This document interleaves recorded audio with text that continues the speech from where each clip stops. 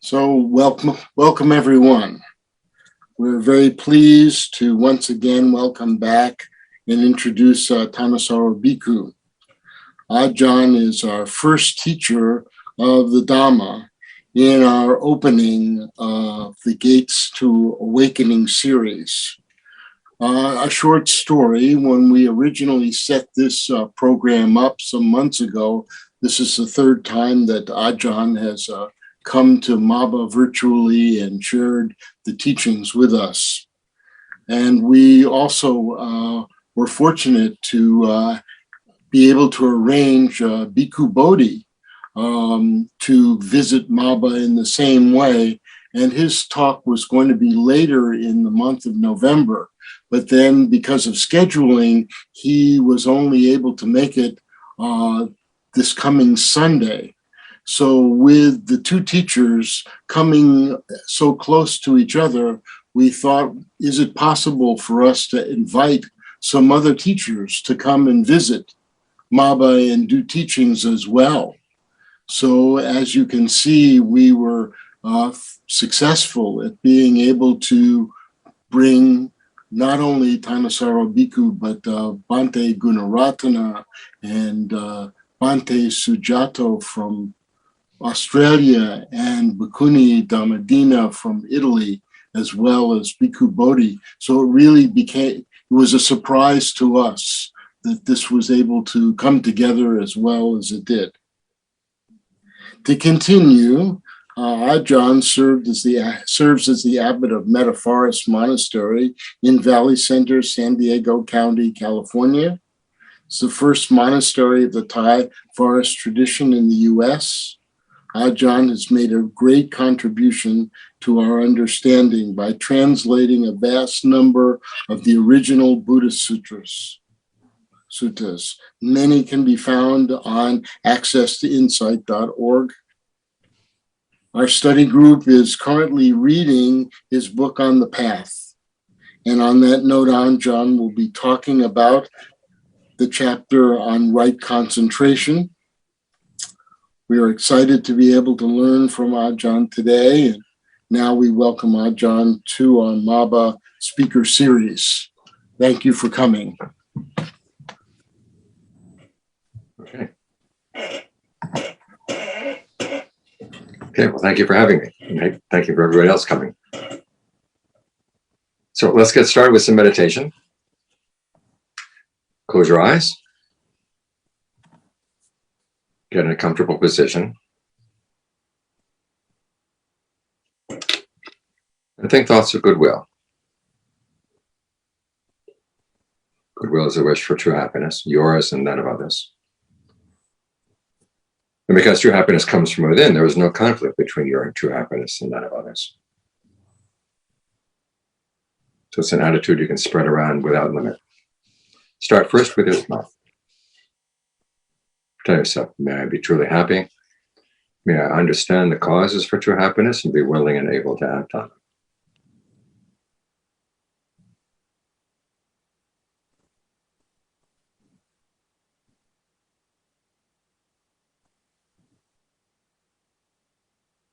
And then spread that same thought to others. Start with people who are close to your heart, your family, your very close friends. May they find true happiness too.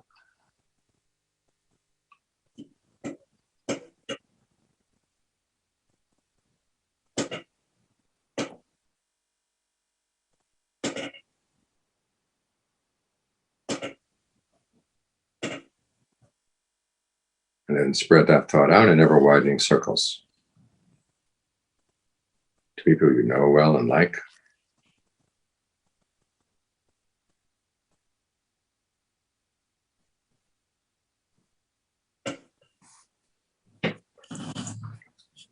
To people you like even though you don't know them so well. To people you're more neutral about. To people you don't like. Remember that the world would be a much better place if everyone could find true happiness within.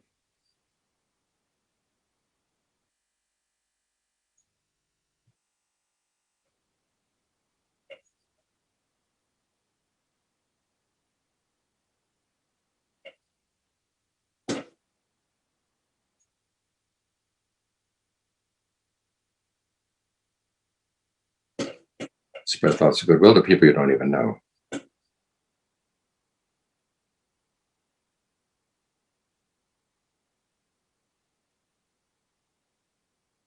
Not just people, living beings of all kinds. East, west, north, south, above and below, out to infinity.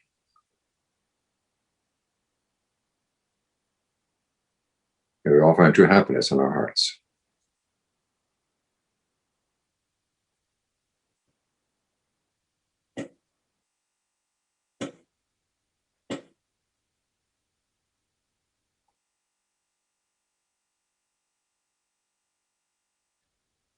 Now bring your attention to the breath. Take a couple of good, long, deep in and out breaths. And notice where you feel the sensation of breathing in the body.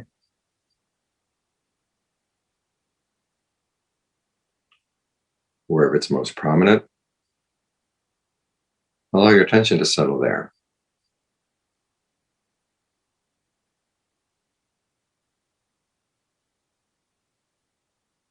Then ask yourself if long breathing is comfortable. If it is, keep it up.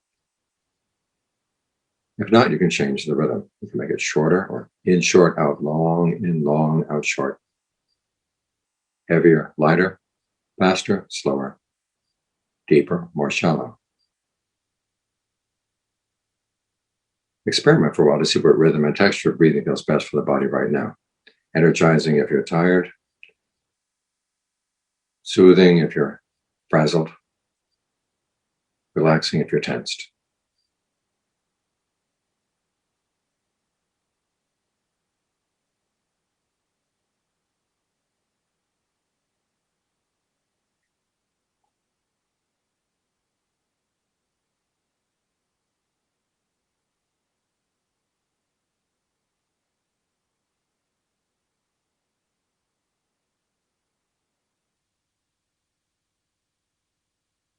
If any thoughts come wandering into the mind, just let them wander away. You don't have to follow them. If you do follow them, just drop them and be right back at the breath.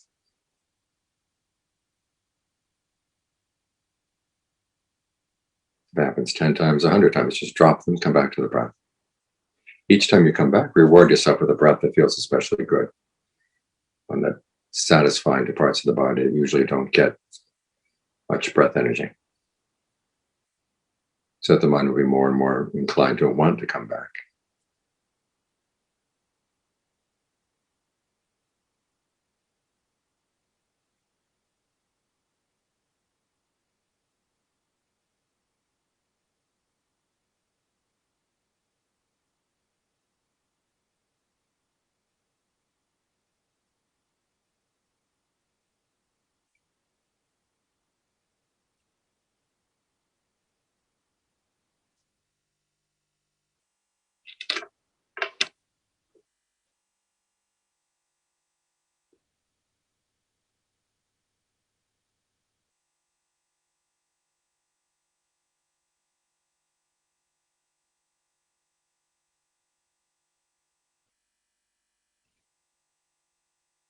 As the breath gets more comfortable, sometimes there's a tendency to drop the breath and focus on the comfort, in which case you lose the foundation of your concentration.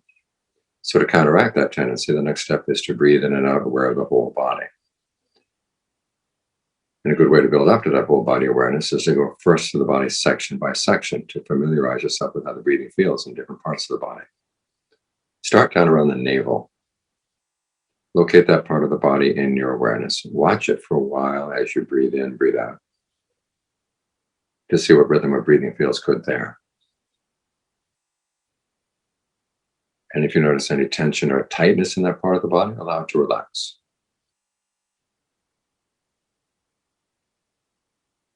So that no new tension builds up as you breathe in.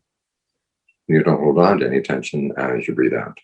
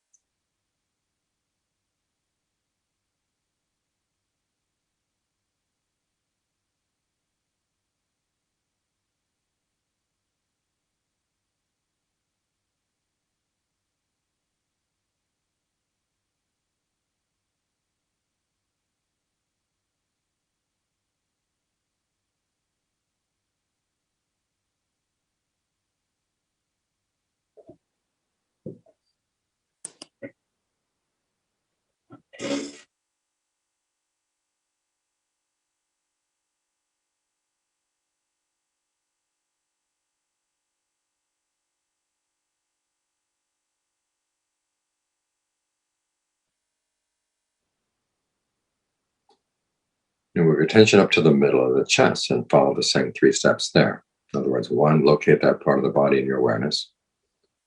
2, watch it for a while as you breathe in, breathe out to see what rhythm of breathing feels good there.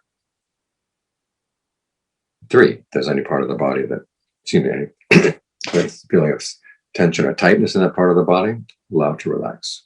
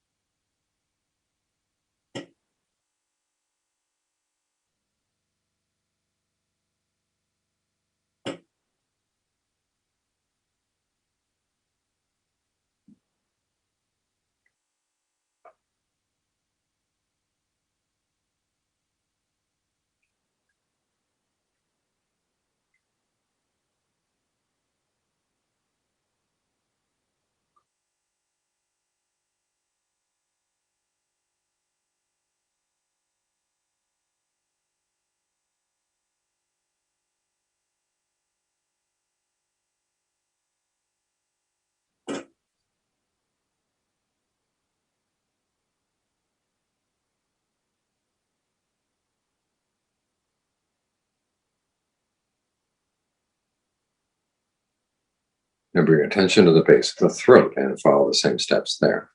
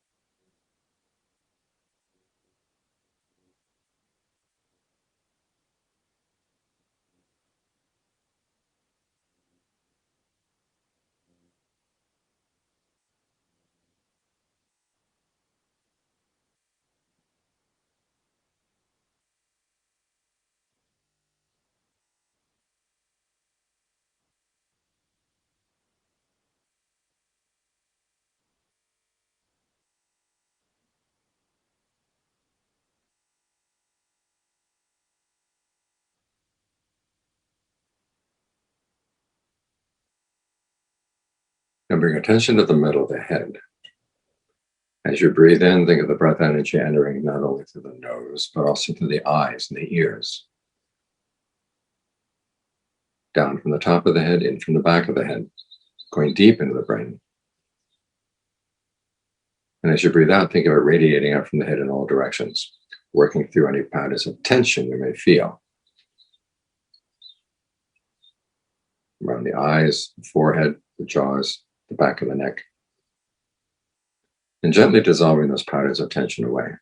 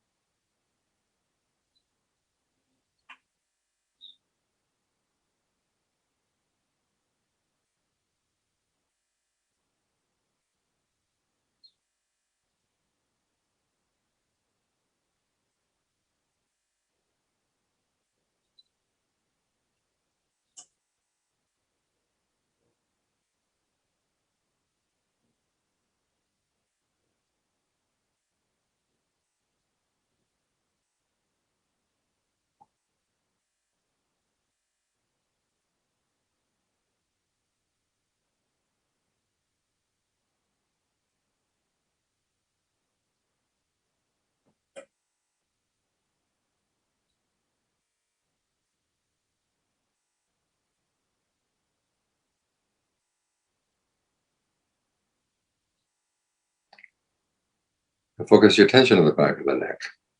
As you breathe in, think of the breath energy entering there and then going down the shoulders and the arms out to the tips of the fingers. And as you breathe out, think of it radiating out from all those parts of the body into the air.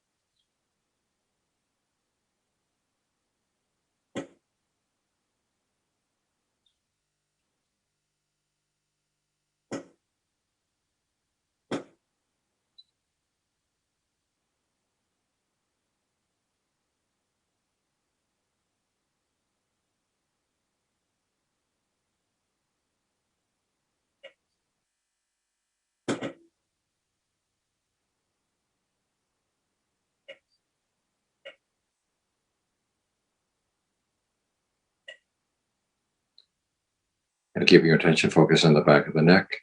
As you breathe in, think of the breath energy entering there and then going down both sides of the spine, down to the tailbone. And as you breathe out, think of it radiating out from the entire back into the air.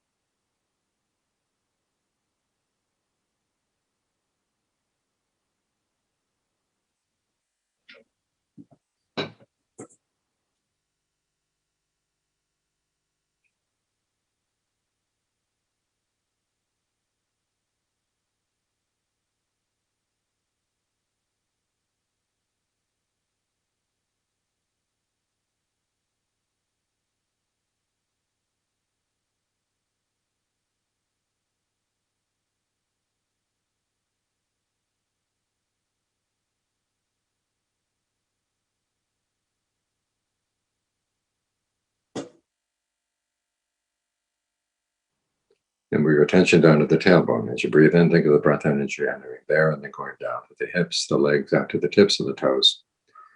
And as you breathe out, think of it radiating out from all those parts of the body into the air.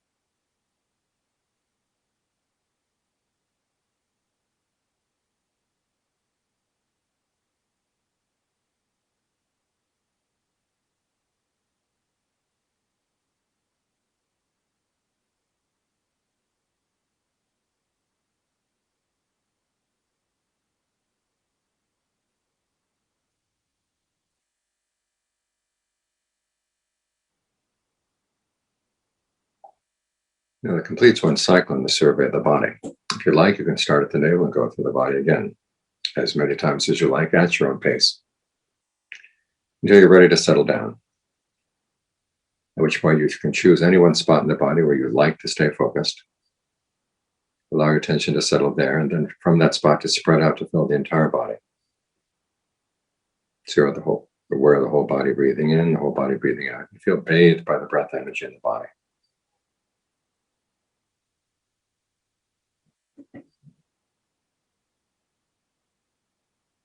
The range of your awareness may have a tendency to shrink, especially on the out breath. To keep reminding yourself each time you breathe in, whole body. Each time you breathe out, whole body. And allow the breath to find whatever rhythm feels best. Your only duty right now is to maintain this sense of center but broad awareness. It's healing for the body, healing for the mind. Because it's centered, but all around, it provides a good foundation for insight to arise. So work on the foundation and the insights will come.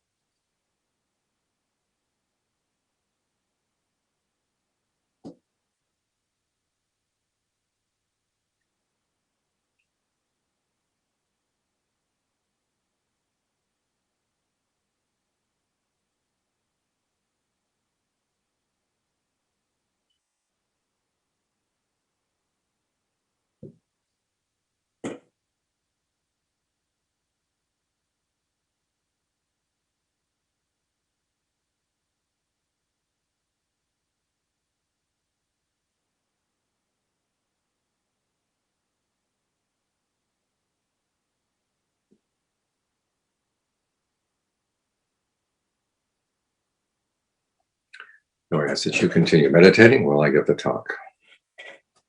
Because the talk is about right mindfulness and right concentration, it shouldn't be a disturbance. I'll be going over some of the main points in the chapter on right concentration, but also points from the chapter on right mindfulness, because right mindfulness is what you do in order to get the mind into right concentration. Right mindfulness is the action, the cause. Getting the mind into levels of right concentration, that's the result. So the two go together. In the Buddha's discussion of right concentration, there are two terms that need to be explained. One is ekagata, which I translate as singleness, and then jhana. The meaning of ekagata comes from taking the word apart. You have eka, which means one, aga, which can mean summit or gathering place, and ta is the ness part of the word. Sometimes this is explained as one-pointedness with no ability to think, no awareness of the body or the outside senses. But the canon doesn't support that interpretation. For one reason, it's linguistic. And there's a passage from a sutta when the Buddha is using the word ekaka to describe how you should listen to a talk. Your mind should be ekaka and employing appropriate attention at the same time. In other words, thinking about how the talk applies to solving the problem of your own suffering. So when the mind is ekaka, you can think and you can hear at the same time. The second reason is practical. That when the Buddha describes jhana, especially when he gives analogies to explain it, it's described as a whole body experience. The awakening is also based on jhana, described as happening within jhana as you analyze it in terms of fabrication and develop this passion for it. So again, you have to be able to think. You have to be aware of the whole body as you're getting the mind in jhana. Now, this doesn't mean you'll be thinking at every level of jhana, but just in the beginning parts, and also in the parts where you use your powers of analysis to understand it. So we translate ekagata as singleness, meaning the mind gathered around one object. As for jhana, that's related to the word jayati, which is a word for burning. Now, Pali has many words for burning, and this one is the word that's used for burning with a steady flame. It's like the flame of an oil lamp. When the flame is steady, you can read by it. When your mind is in jhana, you can read the mind as well. Now, for the mind to be concentrated, it needs an object or a theme. And jhana is not the theme of your meditation. In other words, you don't sit there thinking about jhana. You're supposed to be thinking about the breath or whatever your object is. And as the Buddha said, the theme of right concentration is the four establishings of mindfulness. That's what you focus on. Being aware of the body in and of itself, ardent, alert, and mindful, putting aside greed and distress with reference to the world. The same with feelings in and of themselves, mind in and of itself, or mental qualities in and of themselves. It gives us two activities or three qualities. One activity is keeping focused on one particular part of your experience right now. And the second activity is putting aside any distraction that would have any reference to the world at all. The three qualities you bring to this are mindfulness itself, which is the ability to keep something in mind. It's not non-reactive awareness. It is your faculty of memory applied to trying to recognize what's going on as the mind is settling down, trying to decide what to do with it, being able to remember these things, either from what you've learned in Dharma lessons or what you've observed in your own meditation. The second quality is alertness, being aware of what you're doing, why you're doing it, and of the results you're getting. And the third quality is artsy. It's putting your whole heart into trying to do this well.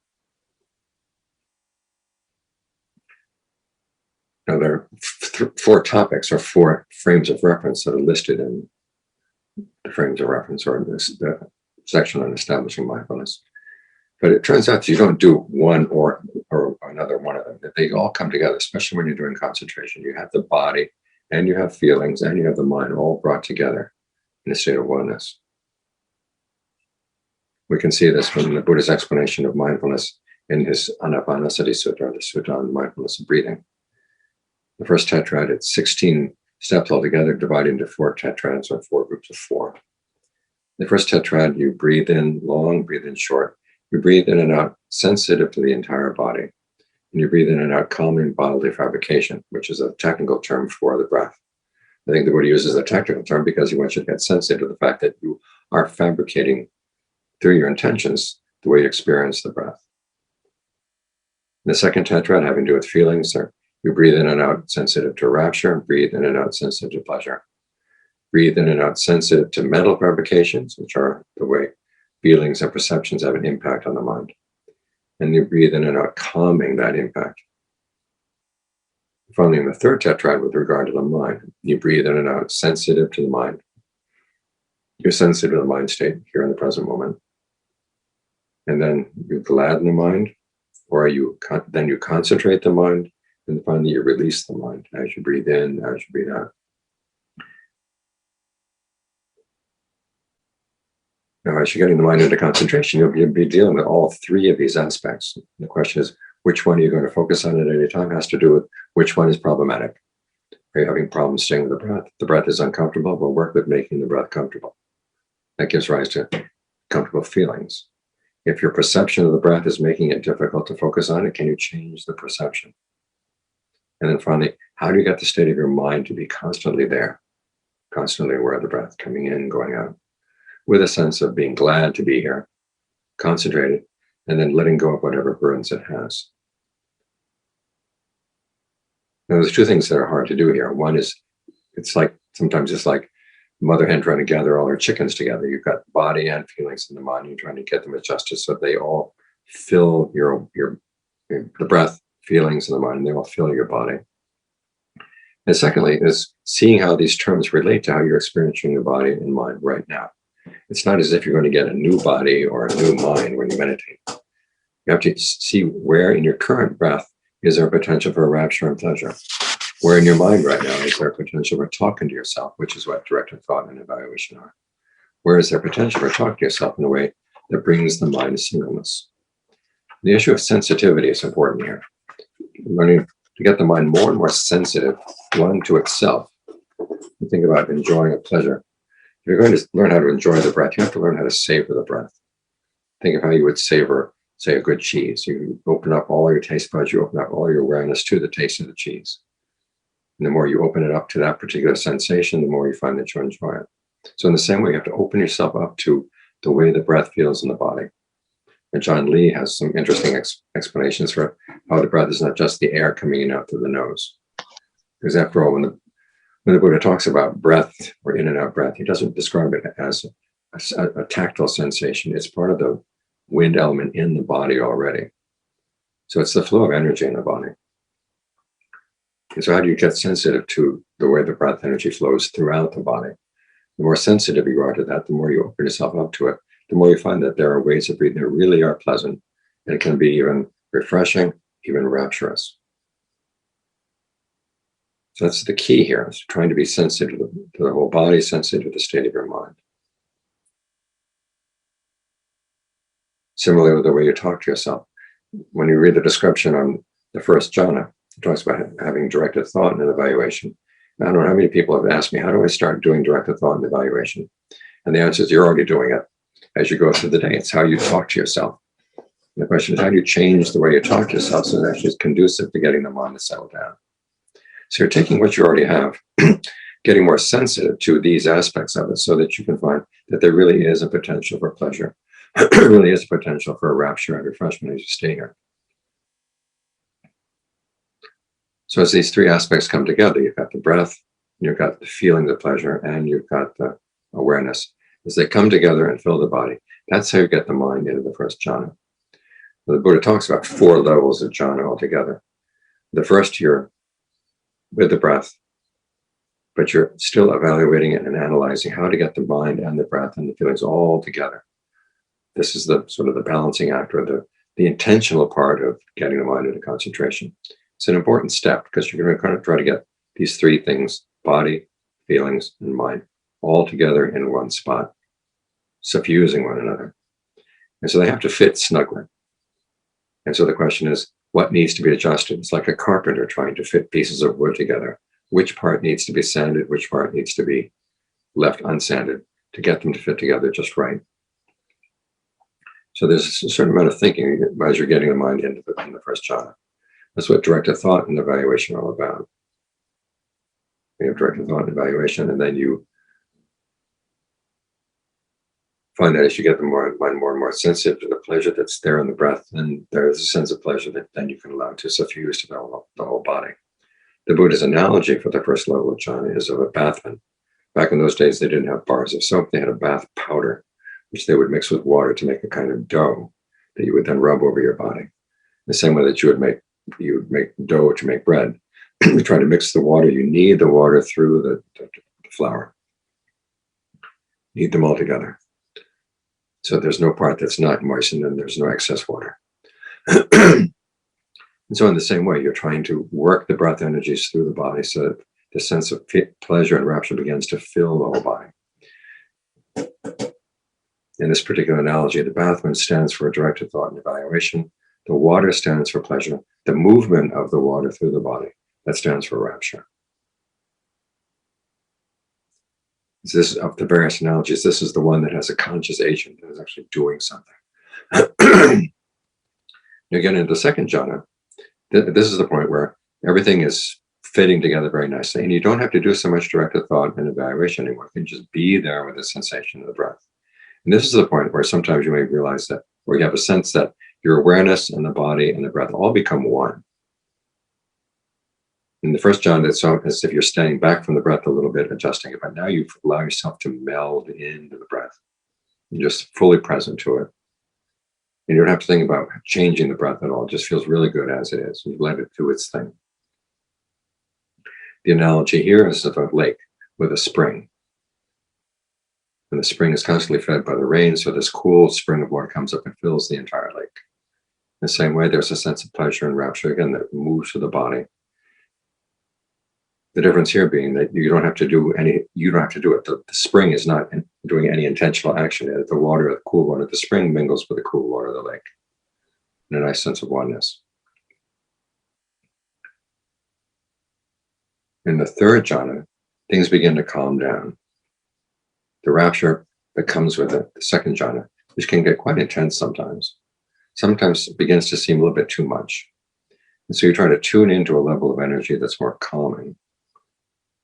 It's like tuning your radio into a different station. You're listening to some hard rock and you say, enough of that. I want something that's more soothing. So you don't have to move the radio. You just change the frequency. In the same way, you don't have to move your point of focus. Simply notice that there is a more subtle level of energy there in the body, that you can focus on that.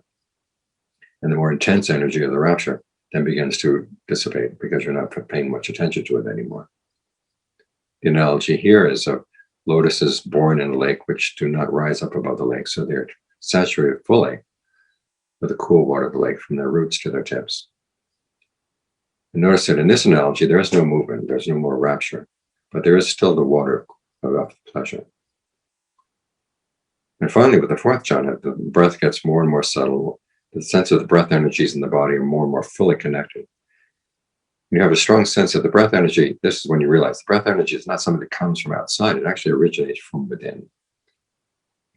And you feel no need to pull it in from outside because everything is so saturated and full in the body. And so the inner breathing grows calm. Now, there are many theories about why it is that you don't die because you're not breathing. My opinion is that the oxygen exchange at this point of the skin is enough because your brain is very, very still. The oxygen exchange is enough to take care of the oxygen needs of the body. The image here is of a man sitting with a white cloth, covering himself, covered from head to foot. So there's no more water. In other words, there's no more sense of pleasure. There is a more subtle sense of equanimity, which is a very pleasant equanimity, but it's very, very, very still. And your awareness fills the body. This is the point where the Buddha said your mindfulness finally becomes pure. So those are the 4 levels of jhana. There are 4 formless levels of jhana, which we can talk about if you want during the Q&A, that are based on the 4th. Now, the important thing to realize is that these are things that you do. Mindfulness is something you do. Getting the mind into concentration is something that you do. You have to see that this is a state of becoming that you're creating here. And becoming is a sense of identity in a particular world of experience. As the Buddha said, the cravings that give rise to becoming are the same cravings that give rise to suffering. And so as you get to see the process of becoming here in jhana, you begin to realize, you begin to see more and more clearly how the mind creates these states of becoming. Becoming exists both on the micro level and your states of mind that you can enter into and travel around in here in the present moment, and also into the larger states of becoming that you get born into, like we're all in the human level of becoming right now, which is based, the fact that we got here was based on becomings in the mind that happened prior to death and at the moment of death before we got here. So as you're getting the mind focused in concentration, it is based on a desire, which lies at the seat of becoming. And there is intention to maximize the pleasure, maximize the stillness. And you're paying attention to whatever needs to be developed or abandoned to maximize that pleasure of stillness. All these things, in other words, you have intention and attention working together. Your sense of you gets melded into its object, which is the breath, plus the pleasure, and other things that surround the breath. You have to simply be careful not to drop the breath to go for the pleasure. Now, as the Buddha said, right concentration has 4 uses. 3 of them are relevant here. You do it for having a pleasant abiding in the present moment. You do it also for the sake of mindfulness and alertness, and for ending the defilements. The 4th use of jhana is for gaining psychic powers. Again, if anyone has any questions about that, we can talk about that later, but I want to focus on the other 3 right now. For the sake of abiding, pleasant abiding. Much has been written about the danger of getting stuck on the pleasure of jhana, but the Buddha himself never talked about that. He actually said that it's a necessary part of the practice. When he talked about the middle way between self-torture and indulgence in sensual pleasure, he wasn't talking about a middling feeling of equanimity or a middling feeling of a neutral feeling. He was saying there's another kind of pleasure which can actually nourish you on the path, and it's the pleasure of jhana. He says it's necessary because if you don't have an alternative pleasure to the pleasure of sensuality, the mind is just going to keep going back to sensuality as its only way to escape from pain. So the pleasure of jhana is a very necessary part of the path. It's what keeps you on the path and nourishes you on the path. And for the sake of awakening, there's no gaining of awakening without the mind having at least gotten into the first jhana. The Buddha also talks about this as food for the mind. When he talks about the practice and he compares it to a fortress at a frontier, you've got the gatekeeper, which is mindfulness, who knows who to let in, who not to let in. You've got the soldiers of right effort. And the gatekeeper and the soldiers need food, and the food is the 4 levels of jhana. So this is our nourishment. It keeps us going on the path. My teacher, John Fuhr, compared it to the lubricant of an engine that keeps the engine going. If there's no sense of rapture, no sense of pleasure that you can find outside of sensuality like this, the practice is going to dry up. So instead of being an obstacle, the pleasure of jhana is something that actually makes your ability to practice virtue and to develop discernment even stronger. Now, for developing psychic powers, the most important use of the psychic powers is if you can see previous lifetimes and develop a sense of samvega over how life can go up and down and up and down and up and down without much meaning. What's interesting is when the canon talks about monks who have psychic powers, it's almost always humorous. That they usually get themselves into trouble one way or another for exercising their psychic powers. I think part of that is to temper people's fascination with these kinds of powers. You realize they do have their drawbacks, and you don't want to get dazzled by them or put too much faith in them. or to develop pride around them.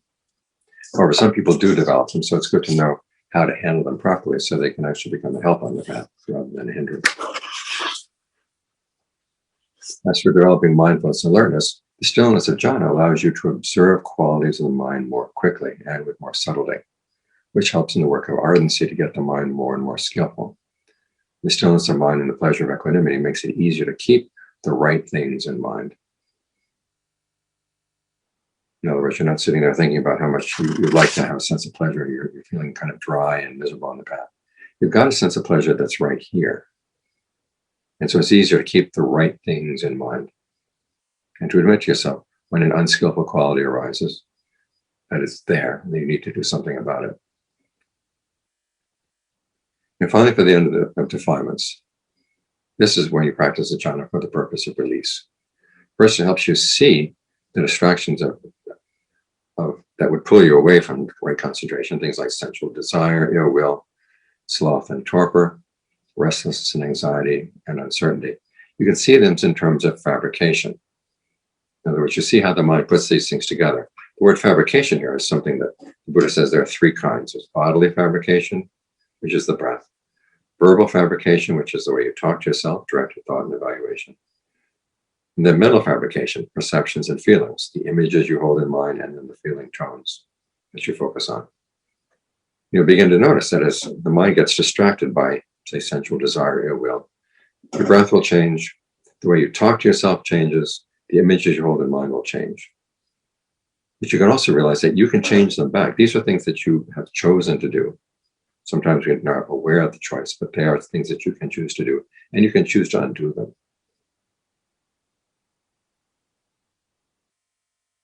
So you're beginning to gain some insight into the process of fabrication as they would pull you out of the concentration. This way you begin to realize that, say, your desires are not necessarily the true you, they're habit. And like all habits, they can be changed. When you see them as old habits and that they're unskillful, that's when you can let them go. Then you can turn around and then use the same analysis for the state of jhana itself. It too is fabricated. It's made out of bodily fabrications, the way you focus on the breath. Verbal fabrication, the way you talk to yourself around the breath. Mental fabrications, the perceptions you have of the breath that help you to spread the sense of ease and rapture through the body, make it more still, allow you to be there with the body when it's not breathing and not feel strange or uncertain.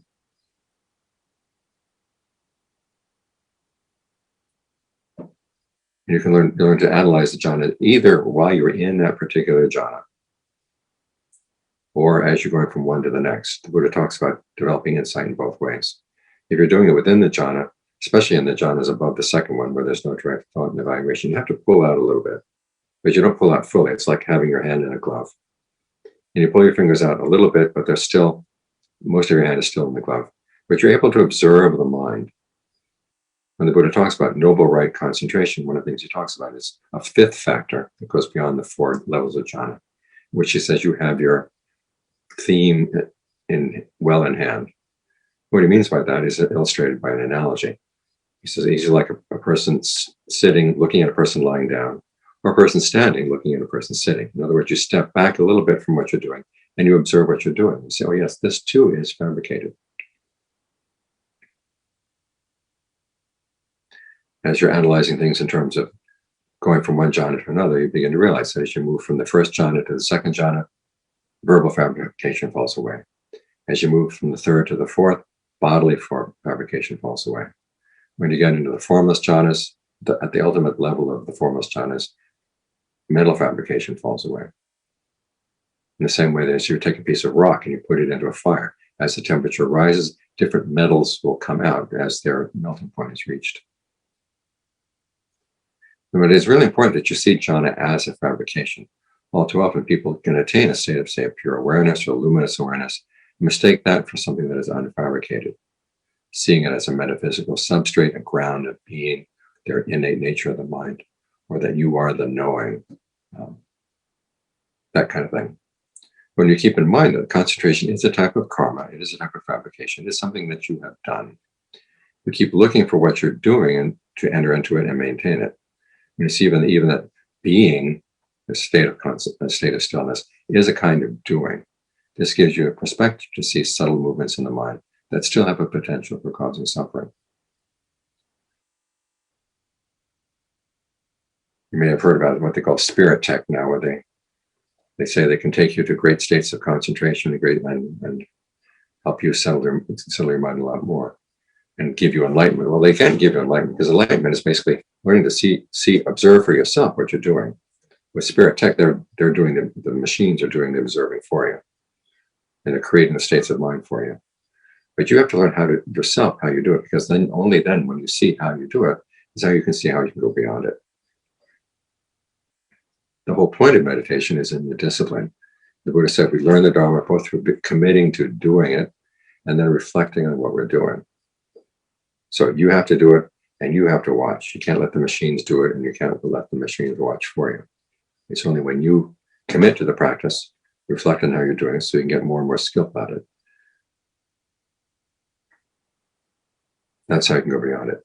So we practice right concentration to refine our sense of what constitutes true happiness and to show the limits of how far fabrication and becoming can go. The mind is then in a much better position to be willing to go beyond what is fabricated and to recognize the unfabricated when you actually encounter it. In other words, you're so familiar with the very subtle forms of fabrication that you're not going to be misled by subtle states that are fabricated. When you hit the unfabricated, you'll know for sure because it is something radically different. So those are some of my thoughts on the chapter on right concentration and right mindfulness. And let me turn on the light and then we can start having questions. John, we have a question from the chat box. Would you say it's unskillful to attempt jhana without becoming a monk? No, anybody can do it if you have a good foundation of virtue in the 5 precepts. Thank you. Could you repeat that? Can we practice vipassana at every level of jhana? Yeah, well, but seeing the jhana in terms of fabrication, that's what vipassana is. And as the Buddha said, you can do that from the first up to the highest, up through in the state of jhana. You can do it all the way up through the dimension of nothingness. It was one of the foremost jhanas. Thank you. Another question. Is jhana required for arahatship? It's required for every level of awakening. It's simply that your level of mastery will be different. Stream enters can have had experience of jhana, may not have mastered it, but usually by non-return, you have mastered jhana. Thank you. Could you please comment on the relationship between the bojjhangas, the jhanas, and mindfulness of breathing? They're very related. Okay. The bojjhanga is basically a description of how you get from right mindfulness into right concentration. You start with right mindfulness, and then you develop analysis of qualities as to what is skillful and what is unskillful in your state of mind.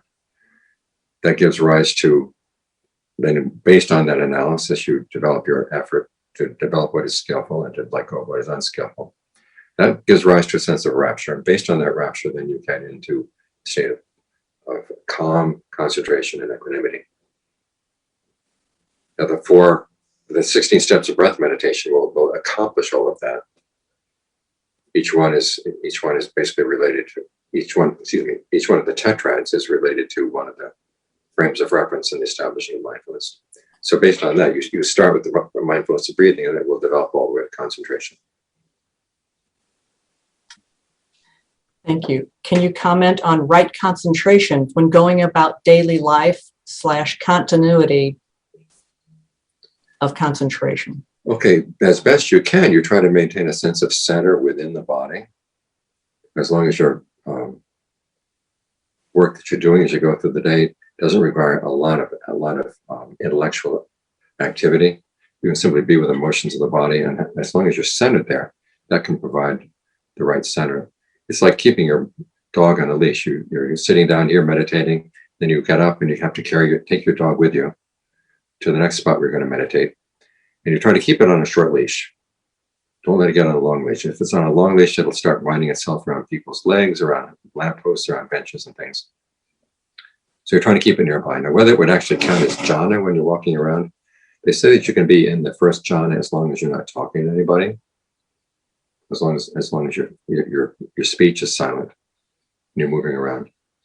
But once you get into, you cannot get into the higher levels, because the higher levels you have to abandon direct thought and evaluation, and you have to talk to yourself as you're moving around in the world. Thank you. Could you please comment on dry insight? It's like drinking dry coffee.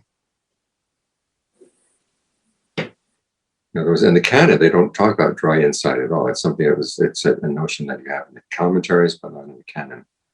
The Buddha always talks about insight is going to come with a mind that's rightly concentrated.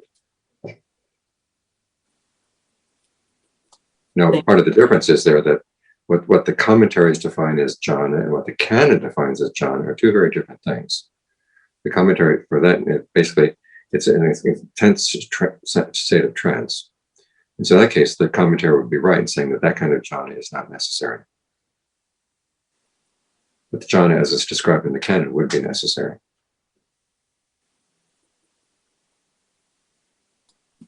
Thank you. MN 118 mentions calming bodily formation. How do you recommend doing this? Okay, first get the mind really as still as possible with the breath, and get the breath as comfortable as you can.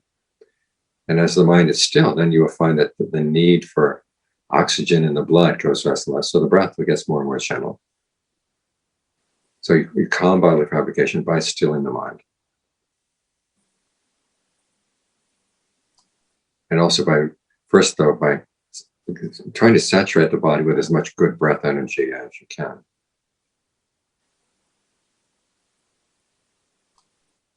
Thank you. To get into jhanas, is it necessary to be a vegetarian? No. As the mind becomes calm and peaceful, I notice once in a while a subtle feeling or painful memories of the past comes out. What should we do? Okay, have goodwill to everybody who's involved in that painful past memory. Because it could either be painful because of something someone else did to you, or it can be painful for something else you did. And in both cases, the Buddha said the best way not to get tied up in those narratives is to have goodwill for everyone. And think of the issue of karma, that we have all created some bad karma with one another as we've gone through our many, many lifetimes. And so the best way to put an end to this karmic back and forth is to have goodwill for everyone, goodwill for yourself, and then resolve it. If it was a mistake that you made in the past, that you simply resolve, I'm not going to repeat that. You remind yourself that's the best thing a person can do.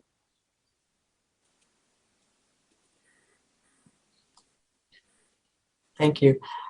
Can one attain the first stage of Aryahood Sotapanna without attaining jhana? Nope. You have to have at least some experience in jhana. You may not have mastered it, but you have to have the mind settle down in a state where it's not focused on sensory or sensual pleasures, sensual thoughts. Thank you. John, can you please talk about something you remind yourself every day? Hope it's not offensive. Just want to have an insight into an attained person's mind. Well, I'll give you an insight into my mind, which is that I'm fortunate I've got another day. Let's try to make the most of it.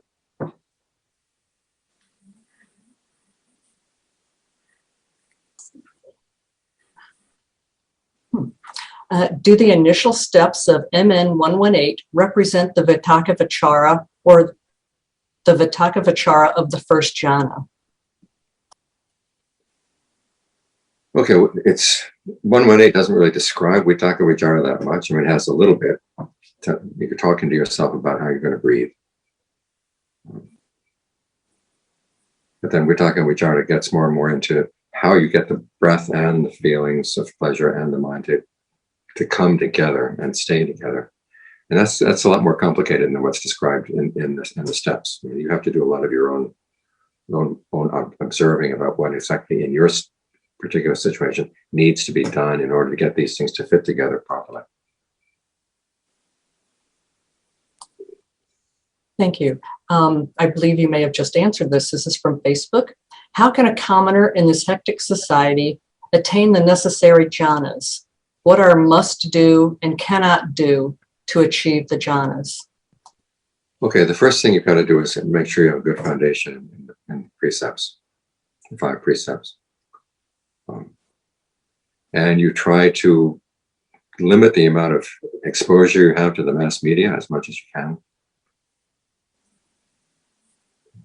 Remind yourself, the mass media are basically telling you that what's important in the world is something somebody else is doing someplace else. Whereas if you're going to get the mind concentrated, get the mind on the path, you have to tell yourself, okay, the most important thing that I have to pay attention to right now is what I am doing right now.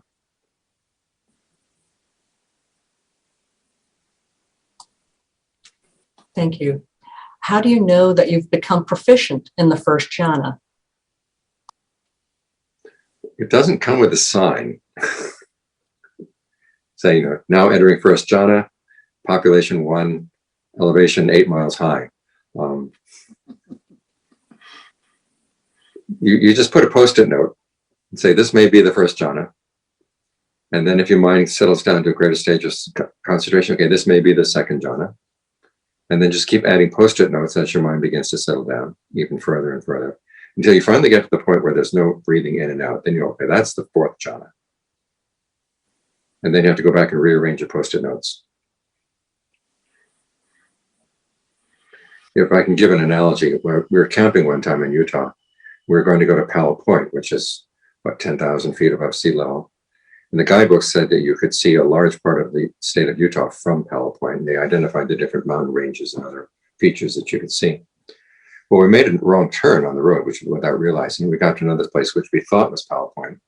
We got out the guidebook and we looked around and we identified, well, this mountain must be that mountain and that mountain must be this mountain and so on. But there was this large plateau off to the east, which was not mentioned in the guidebook. And finally we realized, okay, that large plateau, that was actually Powell Point. So the next day we drove up to Powell Point and we got up there and we realized that what we had identified as the different mountains were all wrong. Because we finally got to a more reliable spot. So as you're entering into this territory, as I said, use post-it notes. And then when you get to something that's sort of more objective, like being able to sit there with a sense of real ease, even though you're not breathing in, breathing out. That's when you know, okay, that's 4th jhana, and then you can rearrange the others. Thank you. I have a 3-part question here. 1, could you explain arupa jhana? 2, is there any rupa in there? Dhamma rupa, etc. 3, is it possible to keep nama without rupa? Okay, basically when you're getting into the arupa jhanas, the formless jhanas, you start out with the 4th jhana. And because the breath is not coming in and going out, you begin to realize that what defines your sense of the shape of the body was the movement of the breath energy. And what you're ending up with now, if the mind is in that state, is like little sensation points of sensation. And basically the outline that defines what your body is becomes more and more tenuous. So it's more like a cloud of sensation points. And then you realize that in between the sensation points, there's space. So you focus on the space, and there's no limit to that space. You don't go out and try to see what limit is, but you don't have any sense of limit to the space. That's the first arupa jhana, the first formless jhana. For the second one, instead of having the perception of space, you ask, well, what is it that's aware of the space? And then there's just knowing. So you focus on that. And then you realize, because that sense of knowing, there's a sense of oneness that's there. That's the oneness that you've been with ever since the 2nd jhana. And how about if you drop the oneness? That gets you into the dimension of nothingness, in which the perception simply is there's nothing. And then finally with the 4th, which is you drop even that perception, and you get to a state where the mind knows where it is, but it doesn't have a name for it. It's on the verge of putting a perception on it, but it doesn't quite go all the way to giving you a perception. That's the 4th. Now, in all of those, you have no sense of the body at all. If you wanted to, you could go back with the perception of the body, and you'd be back in the body. It's not like you're floating someplace else. You're right here. Simply that the mind's labels that we put on things. It's not labeling anything in the sense of rupa or in the sense of form. So there's the potential for form there if you wanted to go back to it. But these states are nama states, and they can be there without any rupa. And that's one of the insights that you gain from this experience, is that your awareness does not have to depend on there being a form of the body. That makes you a lot less afraid to leave this body when you have to at death.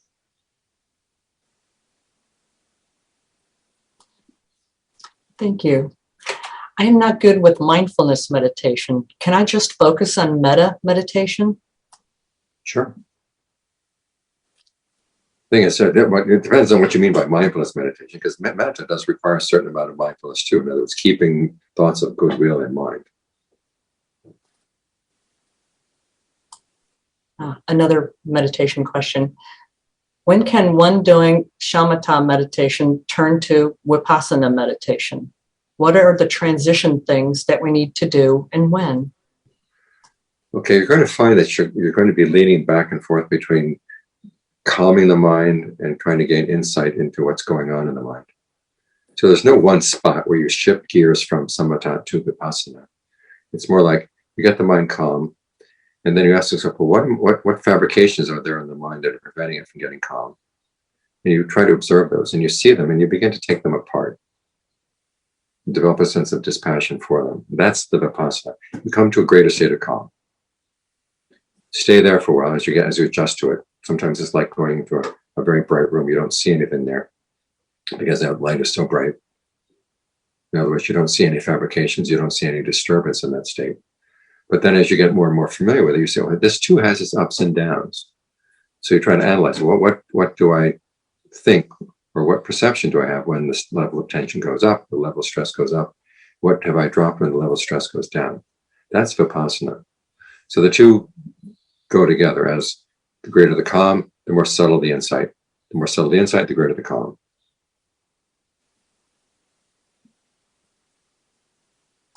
Interesting. Thank you. Thank you for your teachings. May I ask for your advice on what to do when the body feels very heavy and suddenly feeling very large during meditation? Continue staying focused on your breath. That's one of the manifestations of piti or rapture. And if you find it that the heaviness unpleasant, think of the breath energy filling the body and sort of giving it an uplift, so it's not too heavy. Because when it feels heavy like that, you're actually subconsciously focused on the earth element in the body. So you might want to think of breath filling the body, breath going along your muscles, breath permeating through your bones, as a way of lifting things up and making them lighter.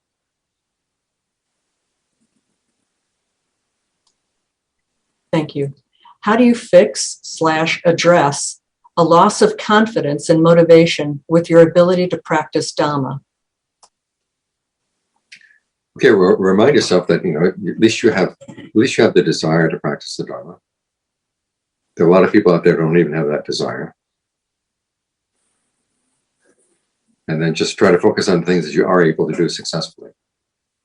If you're berating yourself because you haven't attained a very high level, say, well, at least I'm going someplace on this path. And learn how to appreciate what you are able to do. Thank you. Excuse me. Thank you. In many suttas, there are people who have heard about Buddha's teaching for the first time, and they attain sotapanna, right away, even if they are not Buddhist yet. Mm-hmm. Does it mean they already have jhana? If not, how can they attain sotapanna just by listening without practicing? Okay, well, remember, in all the cases that are described in the canon, the Buddha would start, especially if people had no background in any kind of meditation practice, he would start with what's called the graduated discourse. And first, he would talk about generosity and the virtue, and then the rewards of generosity, what a good thing it is to be generous. Next, he would talk about virtue, what a good thing it is to be virtuous. Now, if these people already had a background in generosity and virtue, they would feel mentally uplifted by listening to that. And then they would go on to talk about the rewards of these things, both in this lifetime and in heaven. And that would get them even more blissful thinking about the fact, okay, they have some foundation within them, they could possibly go to heaven. Then he starts talking about the drawbacks of the sensual pleasures, even in heavenly level. In the canon, they say talks about not only the drawbacks, but also the degradation of just trying to go for sensuality. And that would be a chastening part of the talk. And after being chastened like that, then the Buddha said that was it, and then they would be ready to listen to the Four Noble Truths as a way of getting beyond the back and forth and the ups and downs of the sensory levels of existence. And so you know, if you're really following along, if you have a strong sense of faith in the Buddha, then it would be very easy for the mind to get into the first jhana then. Because remember, he talked about the ideal way of listening to a Dharma talk. As I said, the mind gets focused, totally gathered around the topic of the talk, giving full attention to it as ekaka. And that's the quality of concentration right there. Engaged in appropriate attention, which has an element of discernment, right view. And then, as they say, the other things that you have no contempt for the speaker, no contempt for the talk, and no contempt for yourself. In other words, you believe that I can do this. And that's what the talk on virtue and generosity was all about, was that you have these virtues already. And so it would be possible, having been through that experience, to get the mind into jhana, maybe for the first time that you ever had it. I mean, there are a couple of cases where this guy who was sent to kill the Buddha teaches him, he becomes a stream eater. It was obviously not someone with a highly educated background. He was a hired gun. But he was able to listen to the Buddha's talk, and it really, really grabbed him. You can imagine what the Buddha had to say about the drawbacks of sensuality for that guy. And so, the Buddha was really psyching these people out so that they were ready to settle down. Francesca, I'll give you a break here for a moment, and I'll ask a couple of questions, if I may. First, related to the fetters, how is the identity view fetter different from the fetter of conceit? Mm-hmm. Okay, identity view is basically when you identify yourself, I am this, and it's related to the five aggregates in one way or another. Either you identify yourself as being one of the aggregates, excuse me, or as possessing one of the aggregates, being in one of the aggregates. In other words, you are in consciousness. You might think if there's this infinitude of consciousness, and you yourself are inside that infinitude of consciousness, or that the aggregate is in you. You know, that you are the infinitude of consciousness, and you're seeing these little things happening. And that's that and this way of identifying yourself or defining yourself, that's what identity view is. Now, the fetter of conceit is simply I am without the this. And the explanation is there's a sutta where there's a non-returner talking about what it's like to be a non-returner. He doesn't say it in so many words, but that's what he's talking about. And he says that even though he doesn't identify himself around the five aggregates, still he says there's this lingering sense of I am that lingers around the aggregates. In the same way as when you wash a piece of cloth, okay, you've gotten all the dirt out of the cloth, but then you still have the lingering sense of the detergent in the cloth. So that's the difference between those two fetters. Thank you very much. One other question that I'll ask, and then we'll go back to how any questions we have from Francesca. We don't want to exhaust you too much. I know that you're getting rapid fire questions here. Okay. So good to take a breath in between. This question has to do with the fourth tetrad of impermanence, dispassion, cessation, and relinquishment, which is also found in the Pali Suttas, where there's a teaching regarding a specific formula called the Vivekanisa formula or Viveka formula, which is identical, except the first step is that of seclusion. Why is there a difference between the fourth tetrad and the Viveka formula? Okay, you're talking about a process that has many, many steps, more than 4 steps. And it would depend on the context, which of the 4 steps the Buddha wanted to emphasize. In the Viveka formula, Okay, you're starting out with seclusion, which is basically concentration. And then from concentration, you go to dispassion. Now, then the Buddha would stop off and say, well, if you wanted to go into a little bit more detail, how do you get from concentration to dispassion? That's when you have to focus on inconstancy, stress, not self. In other words, in fact, and there's more steps than that even. Then you try to see, what is the origination of this state? What is this passing away? What's the allure? Why do I like going for this? And then what are the drawbacks? And when you think about the drawbacks, that's when you start bringing in the discussion of inconstancy, stress, not self. And then there's the escape, which is dispassion. And then from dispassion, there's cessation. The reason we fabricate things is because we have a passion for the fabricated things we're going to get. But when you no longer have that passion, you say, why bother? So they cease. And then when they cease, then you give up everything, including the path. So there are actually many, many steps. For the sake of each different discussion, the Buddha would highlight certain features out of those steps, depending on what he wanted to emphasize for that particular purpose. Thank you so much. Francesca, are you refreshed to ask some more questions from the group? Yes, thank you. Ajahn, do you think celibacy is necessary to become non-returner, and can a layperson attain arahantship? Okay, they usually say that once you become a non-returner, then you become celibate.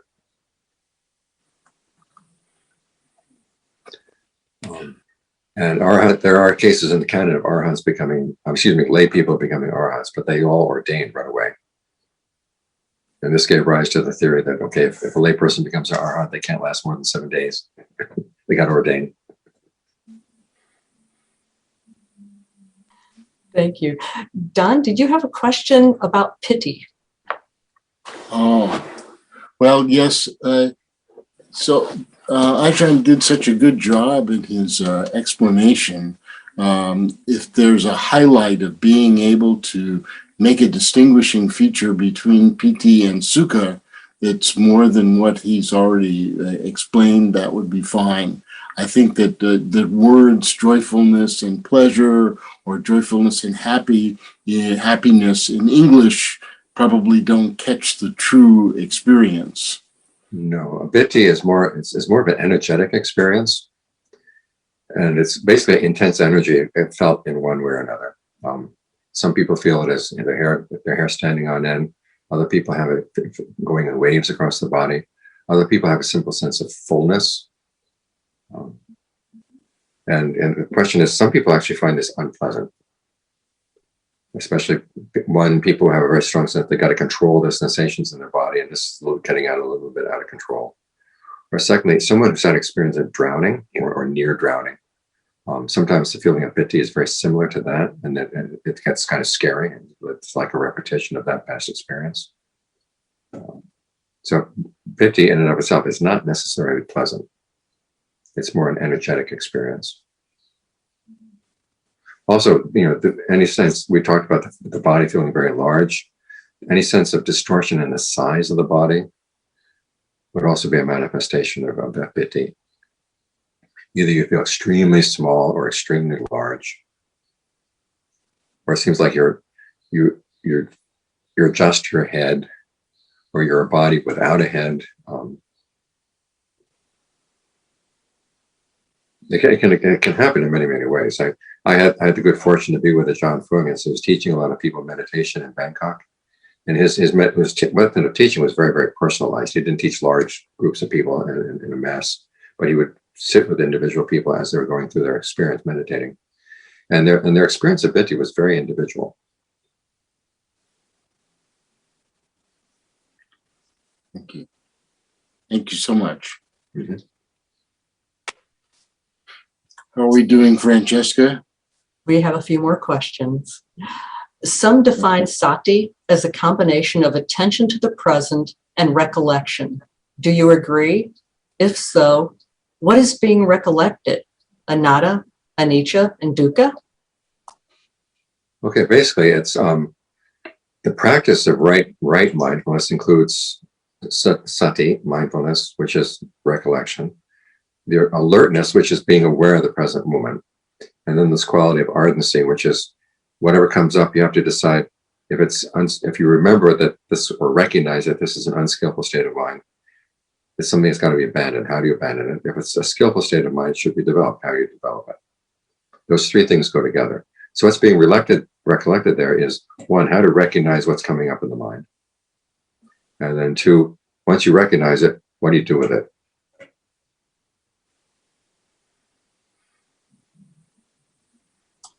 Now, in some cases, analyzing it as inconstant, stressful, not self, that would be what you have to do with it. But there are a lot of other things you might have to do with it, depending on what's coming up and where you are in the meditation. Thank you. In one of your Dharma talks, you said that if we meditate and don't just learn letting go, you said it's not beneficial. Can you clarify, please? Okay, as the Buddha said, there are two aspects to the path. One is the developing, and the other is the letting go. So we do have to develop, say, mindfulness. We do have to develop our concentration. They don't happen on their own.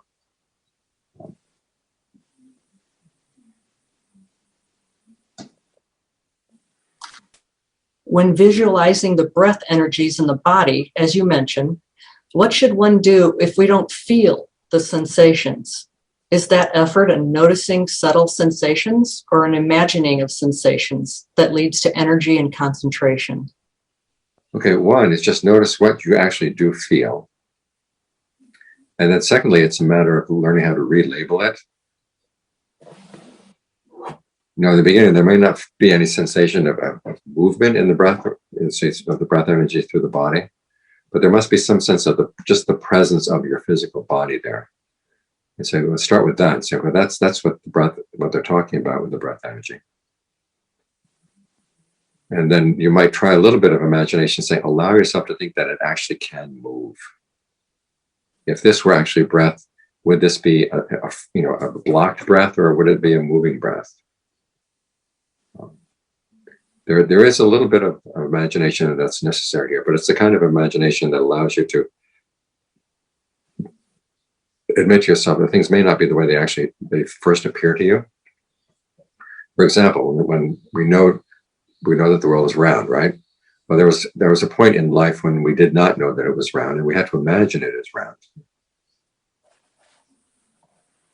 And you got people who cannot imagine that the world is round, the flat earthers.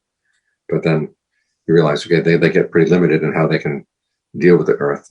And this is one of the reasons why, when you're flying from Washington, D.C. to Bangkok, you fly north over Alaska and back down again. It's because the earth is round.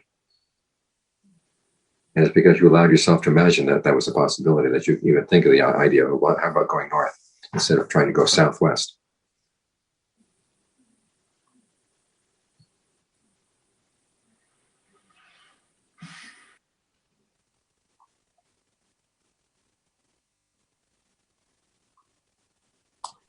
Thank you. When one becomes an arahant, does it mean that you reached nirvana and no longer need to return to samsara like the Buddha? That's what it means. It's often presented that the jhanas are really, really joyful, unmistakable, but Bhante presents them as almost missable, maybe miserable. Can Bhante speak to this? They're not miserable, they're nice.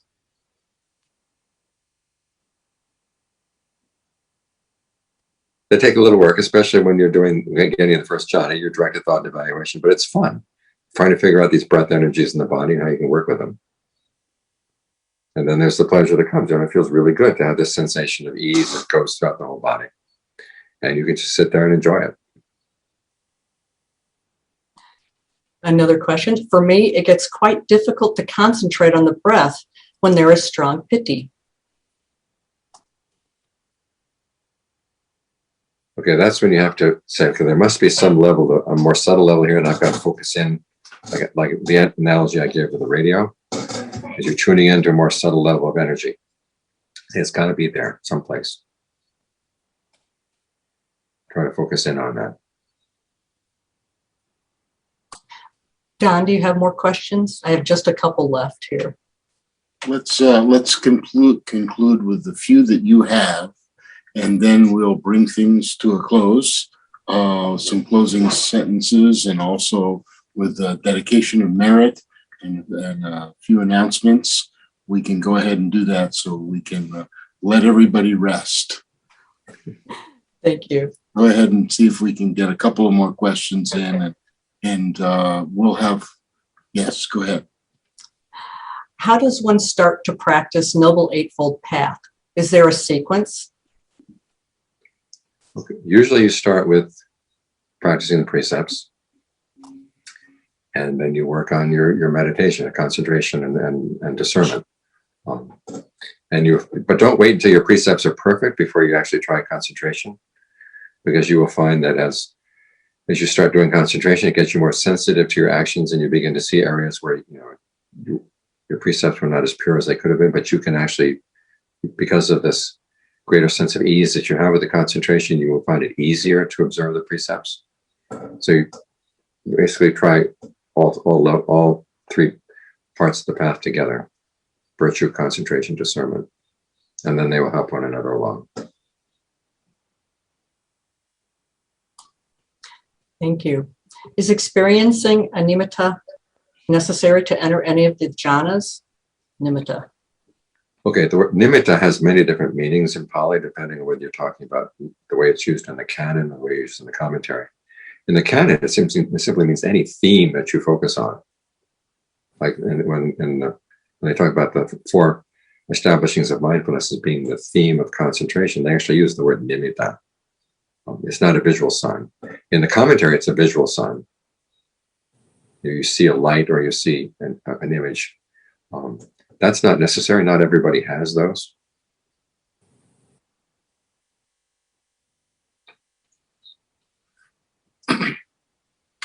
Do we have one more question, or have we exhausted the group here?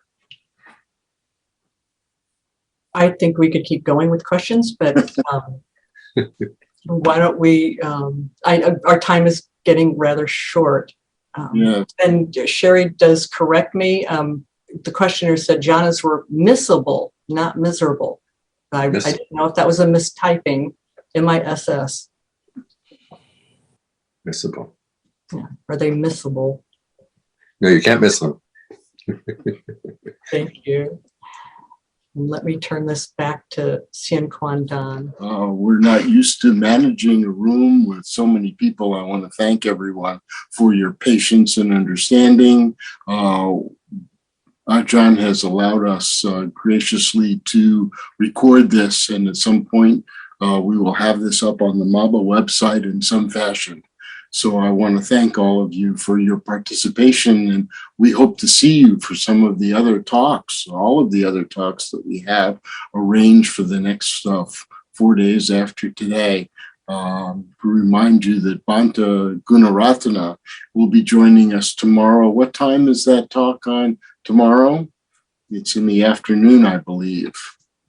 What 2 time? p.m. Central Time. 2 p.m. Central Time. So if any of you are having to work during that time and you need a mental health excuse, let me know. I'll write you one so you can get off from work for a little bit. This is a once-in-a-lifetime experience. Bhante is 94, 95 years old, and this will be his first visit virtually. It's really amazing that, in a way, COVID has had such a negative effect on our culture, but in some ways it's allowed certain things to happen that never happened before. Where Bhante G lives, there was never any Wi-Fi or even cell phone connections, and now through the miracle of the internet, we are all able to interconnect with each other in this way. In some of the Mahayana suttas, there's stories about how thousands of bodhisattvas gathered together to listen to a person give a talk in a very small room. And we can say, oh, that's impossible. But here we have it here today in a very small room. We have so many people, 100 people gathered together. So it's really quite incredible. So I want to thank Bhante for Ajahn again for his giving of his time and some of these answers. It's just amazing that we can receive this teaching in such a clear and concise way. We wish Ajahn well and all of you who have come here today that this would benefit your practice. And it's important, of course, the first step along the path is generosity. So to enhance our own practice, I recommend for people to take a moment of your time and be generous with even just a small amount of danas to either to send it along to MABA, and we will then pass it along to Meta Forest Monastery, or you can contact Meta Forest Monastery yourself and help with the support of our communities and people who are having a difficult time through COVID and beyond. You know, we can help everybody out, help the monasteries in the practice.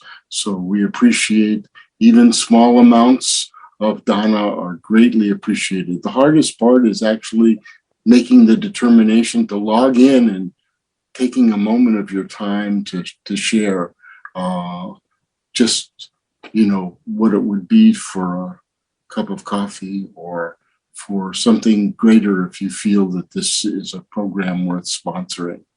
And we hope that this will be something that we can continue in the future. So I want to thank everyone. And let us ask Ajahn once more to lead us in a dedication of merit as we close. Good. So I'll just give you a blessing. Okay. Yatha varivaha pura paripuranti sagarang evam mevita rinnam petanang upakapati Ichitam patitam tumhang kipameva samijatu simbe parantu sangapa Chando pulnaraso yatha manichotiraso yatha Sambitiyo vivachantu samvarungo vinasatu Mate bhavatmantarayo suhiri gayakam bhava Abhivadanasirasa nityang unapachayino Chattaro dhammo vantanti ayuvanno sukhang phalang.